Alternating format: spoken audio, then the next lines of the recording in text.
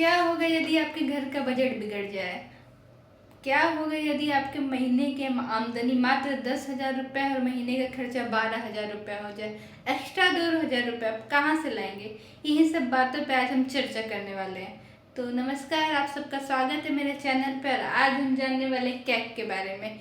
क्या होता है जब हमारे पास आमदनी कम और खर्च ज़्यादा हो जाए? इसकी जांच कौन करेगा? इसके बारे में कौन पता लगाएगा? ये घर की बात है तो छोटे लेवल की बात है।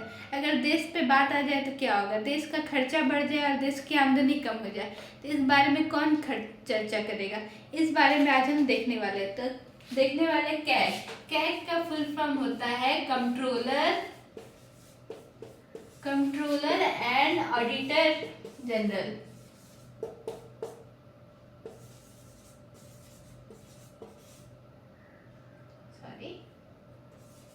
ऑडिटर जनरल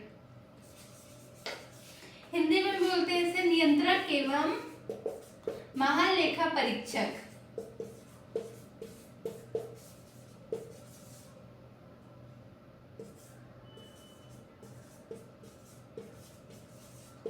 तो कौन है ये कैग? आखिर ये क्या काम करता है? चलिए इसके बारे में जानते हैं। तो मान लेते हैं कि सरकार को बड़े बड़े काम करने होते हैं, जैसे रोड बनाना है, सड़क बनाना है, बिजली का कनेक्शन लगवाना है, कहीं पे पुल बनाना है, कहीं पे बड़ी बड़ी फैक्ट्रियाँ लगाना है। तो ये सब ऐसे ही नहीं कि मन किया फैक्ट्री लगाना चल।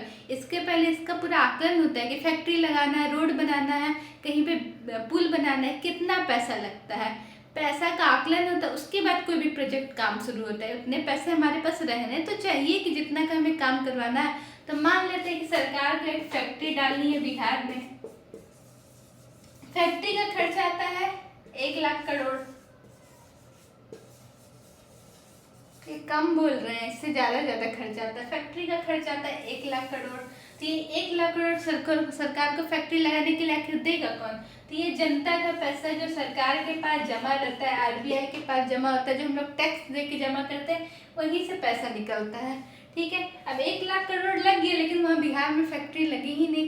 इस 1 लाख करोड़ का आखिर हुआ क्या? किसके पास गया? किसके जेब में गया भी वापस? क्या सरकार ने रख दिया या सरकार ने खा गया? सरकार के लोगों ने खा गया? इसकी जांच करने के लिए कोई ना कोई बड़ा अधिकारी तो चाहिए ना। यही अधिकारी है कैग। मतलब ये कैग बताता है कि आपने जो बजट बनाया है, बजट मतलब कितना आपकी आय है और उसमें से कितना खर्च कर रहे हैं, व्यय कर रहे हैं, इसके बारे में जो पूरा चर्चा करेगा, इसके बारे में जो परीक्षण करेगा, वो कौन करेगा? कैग करेगा। जैसे 1 लाख करोड़ रुपए निकाला गया, क्या ये 1 लाख करोड़ का सही तरीके से काम हुआ? क्या ये 1 लाख करोड़ का फैक्ट्री बना कि नहीं बना? अगर बना, पैसा कम पड़ गया इसलिए नहीं बना, तो कितना पैसा कम पड़ गया? कहाँ महंगाई बढ़ गई कि पैसा कम पड़ गया? और अगर नहीं बना तो ये 1 लाख करोड़ कहाँ गया? ये सब की जांच करने का अधिकार किसके पास रहता है? कैग के पास। क्योंकि ओवरऑल ये जो पैसा होता है, सरकार का तो पैसा नहीं होता है, जनता का पैसा होता है।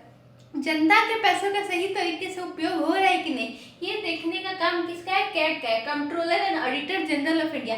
ऐसे ही करके बड़े बड़े प्रोजेक्ट केंद्र सरकार, राज्य सरकार चलाती रहती है और उसमें उन्हें पैसे की जरूरत पड़ती है। पैसा तो मिल जाता है क्योंकि जनता का पैसा है, सब उनके पास जमा होता है। जमा किस में रहता है? संचित निधि में। क्या बोलते हैं? जनता का पैसा जो टैक्स के रूप में दुनिया भर के टैक्सेस के रूप में जमा रहता है, वो कौन सा फंड में जमा रहता है? संचित निधि में जमा रहता है। तो इस संचित निधि से उन्हें पैसा तो मिल जाता है। वो एक हल्का फुल्का देते हैं कि फैक्ट्री लगाने में लगभग इतना खर्च हमको आ रहा है, तो इस हिसाब से उनको पैसा मिल जाता है। लेकिन इस पैसे का उपयोग सही तरीके से किया गया कि नहीं किया गया, इसकी जांच करने के लिए कोई ना कोई अधिकारी तो चाहिए। वही अधिकारी है कैग। तो कैग के बारे में चर्चा हमारे संविधान के आर्टिकल 148 में। कहाँ पे है? 148 में कैग है। 149 में इसकी शक्तियों के बारे में बताया गया कि आखिर इसका क्या कार्य है, क्या शक्ति है। तो इसका कार्य क्या है कि जितना भी खर्च के बारे में बताया गया, उस खर्च के बारे में जांच करने की, उस पैसे का उपयोग सही तरीके से केंद्र सरकार या राज्य सरकार ने किया है कि नहीं, दोनों के बारे में, केंद्र सरकार के बारे में भी, राज्य सरकार के बारे में। केंद्र अपनी रिपोर्ट तैयार करती है, उसके बाद जांच करने के बाद, और रिपोर्ट अगर केंद्र सरकार के बारे में तो रिपोर्ट किसको देगी? राष्ट्रपति को देगी। और अगर राज्य सरकार के बारे में तो रिपोर्ट अपनी देगी राज्यपाल को।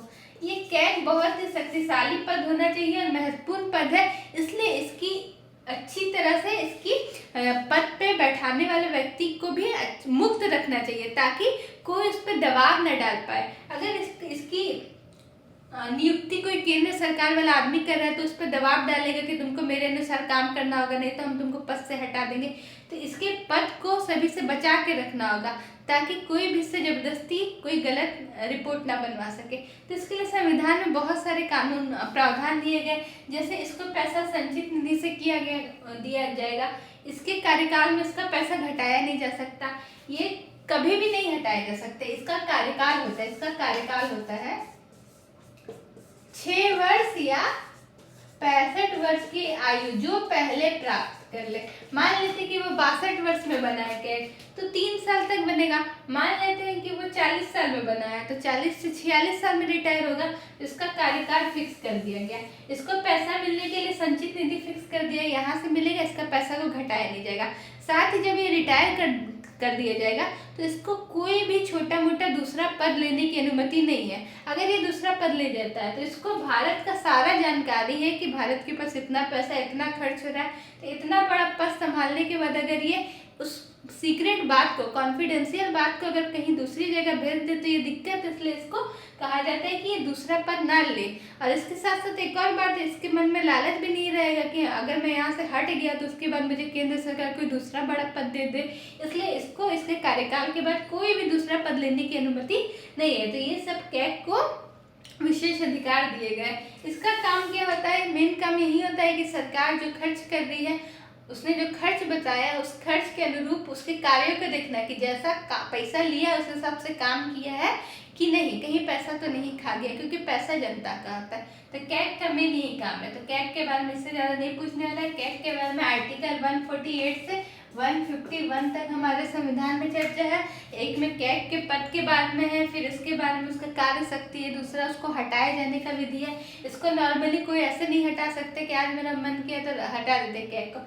इसको हटाने के लिए पूरा प्रोसेस चलता है, जैसे सुप्रीम कोर्ट के जजों को हटाने के लिए प्रोसेस चलता है, उस प्रोसेस द्वारा इन्हें हटाया जाता है। तो ये हमारे देश के लिए कर्ता के रूप में काम करता है कि हमारे देश का पैसा सही तरीके से उपयोग हो रहा है कि नहीं। तो ये एक संविधान में बहुत शक्तिशाली और महत्वपूर्ण पद है, इसलिए इसकी गरिमा को बनाए रखना बहुत जरूरी है। चलिए, वीडियो अच्छा लगा तो लाइक शेयर सब्सक्राइब करें। Thank you.